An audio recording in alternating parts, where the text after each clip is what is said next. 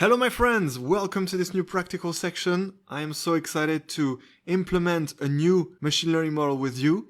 After having implemented already the linear regression model and logistic regression model, this time we're going to implement the k-means clustering model.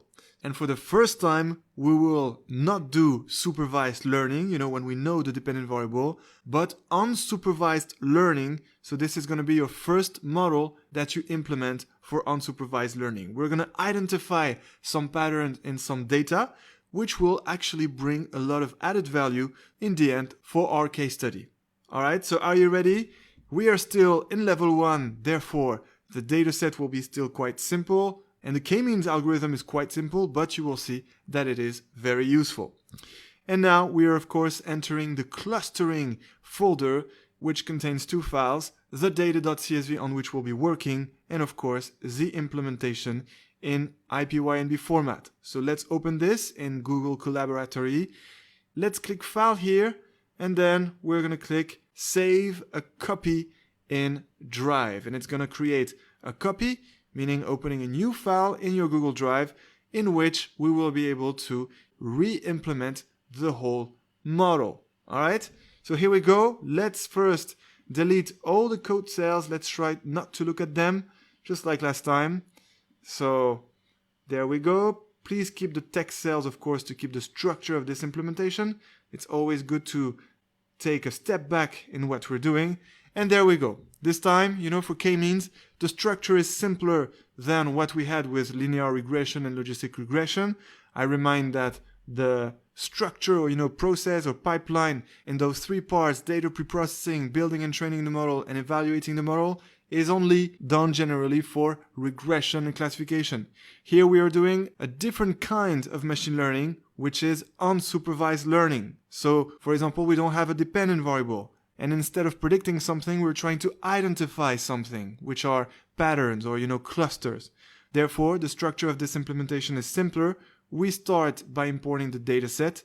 Then we're going to use the elbow method, which you saw in Kirill in his intuition lectures, to find the optimal number of clusters. Then we train the k-means model on the dataset. And then let's do a little bit of visualization. We're going to visualize the clusters. Okay? So, first thing first, let's of course not forget to upload our data, and then we're going to start the implementation in the next tutorial. All right, so let's do this. Let's click this little button here. Then in your codes and datasets folder that was provided to you in this course, you're going to go to level 1, of course, and then clustering, and you're going to get our data.csv. Here we go. Okay. So that's a CSV file once again, and therefore good news, we can already have a quick look at it by double clicking here on this file. I'm going to enlarge this, and I'm going to present to you what this data set is about, therefore what this case study is about, and what is our challenge. Okay, so this data set contains only two independent variables. We still have independent variables in clustering, we just don't have a dependent variable, and we will try to identify one actually. Once we figure out the pattern, we will be able to build a dependent variable. But so far we don't have that, we only have those two independent variables. So this data set is a database of customers in a mall. In this mall, customers can subscribe to a membership card in which they have to enter some infos like their name, their occupation, but also their annual income. So that's how the mall was able to collect these data from their customers.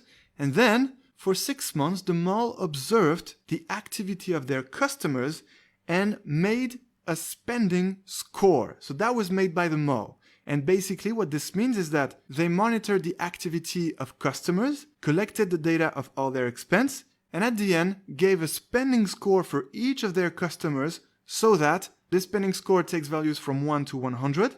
And basically, the lower the customer spends, the closer to 1 is the score. And the more the customer spends, the closer the spending score is to 100. All right, so for example, this first customer here doesn't spend too much. This second customer here spends a lot. This third customer doesn't spend at all. And this one spends even less. Okay, so you have to understand that in this data set, each row represents a customer. And for each of these customers, we have the two independent variables here in the two columns first giving the annual income that was provided by the customer when they registered to the membership card, and the spending score that was made by the mall itself after observing the customer for 6 months. Alright? So that's what the dataset is about. And why did the mall do this? Well, that's because they want to identify some patterns based on the annual income of the customer and the spending score, so that then, after finding those patterns, well, maybe they can find some ways to make their customers spend more. And that, of course, not only for the customers that have high spending scores, because that's done already, but also maybe, for the customers that spend a little less, well, maybe they can make some offers that will incite them to spend more. And that will be figured out thanks to the patterns that the K-means clustering will identify for them. Okay? So there we go, that's our challenge. So now, well, we simply need to implement our K-means clustering model, and we'll start from the next tutorial. And until then, enjoy machine learning!